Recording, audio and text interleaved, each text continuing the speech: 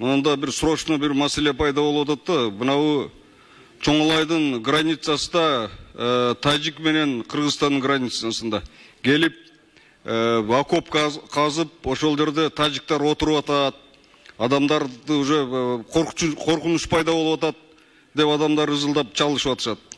Ошондуктан азыр мынау премьер-министрди, кабинет министрди Мариповдун өзүнү чакырып, погранслужбаны чакырып, ушуну укпайлы. Ушул жерде дагы билесиздер, мынау 99-жылы биринчи чоң кол салуу ушу Чоңолайдан болгон.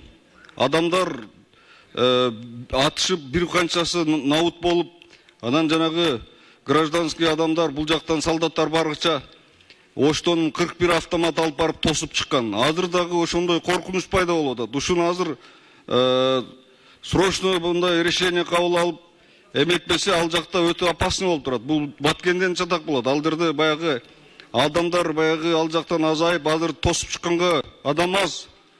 Ал жөн эле Сары Таш Гүлчөгөчө келип калышы мүмкүн алар. Ошону бир срочно решение кабыл алсаңыз, урматтуу төрага. Рахмат.